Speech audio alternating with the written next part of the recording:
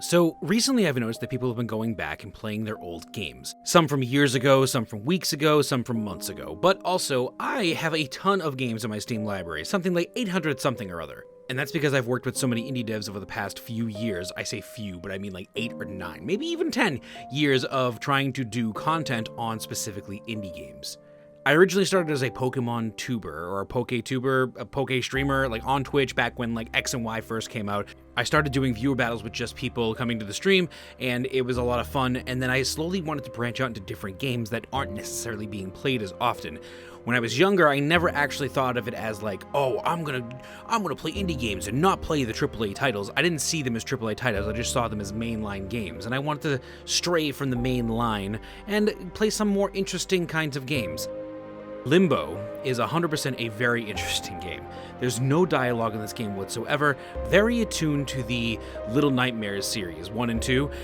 You go in, it's kind of spooky, everything's dark and dim, you don't know what's going on, your character doesn't speak, there's no dialogue in the game, and you're forced to kind of like walk around and feel in the dark and try to find a platform to walk onto, or like places to climb, ways to move forward so you can get out of the scary place that you've been put into. Limbo starts you off kind of in an unconscious state in the middle of a forest meadow area, and your eyes start to flicker alive. The neon light signs and like the shows where they've been off for a while and they make that ding ding ding, the humming noise. Like that's what his eyes look like when they first start up. It's kind of creepy.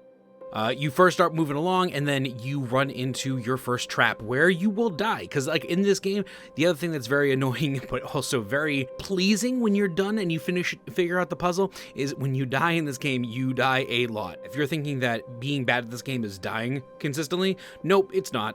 I've died several times. It took me 3 hours to play this game the other day, and it would have been a lot sooner if I didn't get stuck on some of the puzzles, just because I wasn't big-brained enough to solve them, I suppose.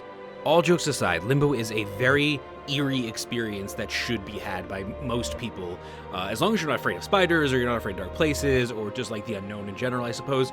But honestly, even if you are, Limbo is a great game to pick up. It's over on Steam, and I think it's still on like the $15 mark, but like it's worth it. You know, every chapter is just a big puzzle you have to finish, but the shock and awe of how tiny you are in this massive world of darkness is just awesome. It's so cool.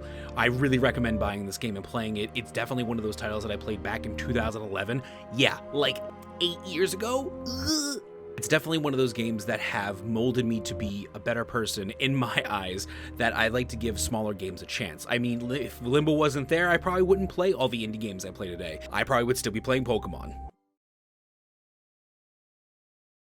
Thank you so much for watching, everybody. If you enjoyed this video, please hit the like button or smash that subscribe button down below. Leave a comment, let me know what game, maybe not necessarily the game you want me to cover next, because I have a list of games that I'm going to go through, but let me know what your favorite part about this game was, and let me know back in 2011 what you were playing.